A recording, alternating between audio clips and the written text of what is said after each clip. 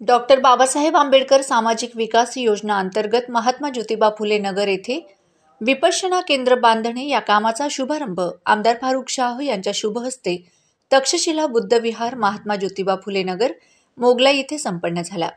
निव्वळ भपकेबाज कार्यक्रम न घेता धुळे शहरातील सर्व घटकांचे सर्वांगीण विकासाचे ध्येय डोळ्यासमोर असल्यानेच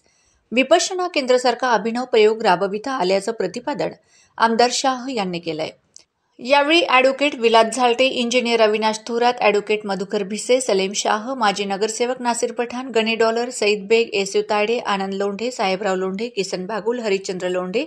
देविदास जगताप, प्रभाकर खंडारे, गुलाबराव लोंढे, बियू वाघ, मधुकर निकुंबे, शरद वेंदे, संजय अहिरे, ईश्वर खेरनार, जेतवंत मोरे, प्यारेलाल पिंजारी यांच्या प्रमुख उपस्थितीत संपन्न झालेल्या कार्यक्रमाचे प्रास्ताविक आनंद सैंदानी यांनी केले, तर आभार रवी नगराळे यांनी मानलेत।